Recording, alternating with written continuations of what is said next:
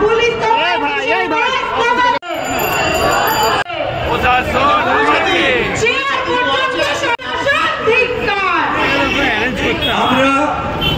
আমাদের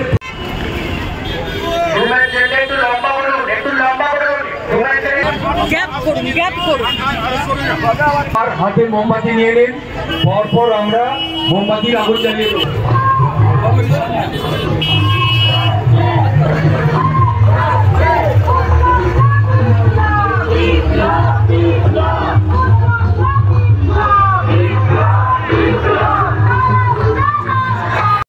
হিউম্যান চেনের মতো এগিয়ে যান। পুলিশের ধারা থেকে ভয় পাচ্ছেন নাকি যে ওখানে যাবেন না? আস্তে আস্তে আশিস আশিস ওই মোমবাতি দাও।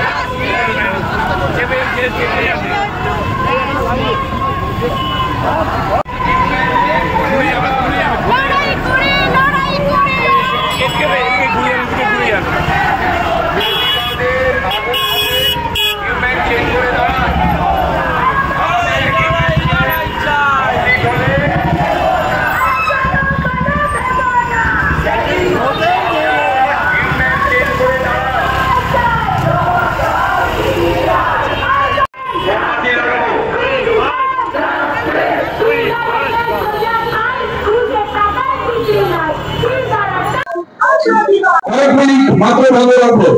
আপনারা রাস্তার রাস্তার উপরে রাস্তার মধ্যে গিয়ে হাঁটবেন না। ট্রাফিক সরিয়ে দাও, ট্রাফিক সরিয়ে দাও।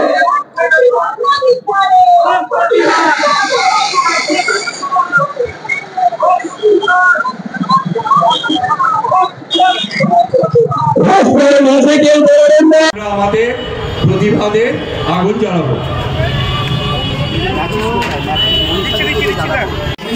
আপনি আসুন, আমাদের মাঝে কেউ থাকবেন না। এখনো পর্যন্ত অভয় বিচার পেল না বা অভয়ের মা বাবা বিচার পেল না। রাজ্যবাসী যে গত 4.5 মাস ধরে আন্দোলন করছে, সেই আন্দোলনকে তোয়াক্কা না করে সিবিআই এবং রাজ্য পুলিশ নিরপেক্ষ তদন্ত তো করছেই না, উল্টে সমস্ত ব্যাপারটাই ধামাচাপা দেওয়ার চেষ্টা করছে। কালকে একটা নতুন রিপোর্ট সামনে এসেছে, আপনারা জানেন, তার থেকে বোঝা যাচ্ছে যে সব ব্যাপারটাই কিন্তু গোলমেলে ব্যাপার। সেই জন্য আমরা সিদ্ধান্ত নিয়েছি, আজকে বড়দিনের প্রাক্কালে আমরা এটা দ্রোহের আগুন বা প্রতিবাদের আগুন জ্বালাচ্ছি। এই আগুন আমাদের বুকে ধিকি ধিকি জ্বলতে থাকবে, ততদিন পর্যন্ত নিভবে না, যতদিন না পর্যন্ত অভয়ের বিচার হয়। তার সাথে সাথে আমরা বলতে চাই যে আগামী 31শে ডিসেম্বর আমরা প্রতিবাদের নববর্ষ পালন করার জন্য সমস্ত রাজ্যবাসীকে আমরা আহ্বান জানিয়েছি অভয় মঞ্চের পক্ষ থেকে এবং ডক্টরস প্ল্যান্টের পক্ষ থেকে। আমরা মনে করি যে রাজ্যবাসী যারা 14ই আগস্ট প্রতিবাদে নেমেছিলেন, তারাও নববর্ষের প্রাক্কালে তারাও রাস্তায় নামবেন এবং অভয়ের বিচার দাবিতে তারাও প্রতিদিন লড়বেন। এবং যতক্ষণ না পর্যন্ত বিচার শেষ হচ্ছে, যতক্ষণ না পর্যন্ত বিচার পাচ্ছি আমরা, ততক্ষণ এই আগুন এটাই আমাদের দৃঢ় সংকল্প।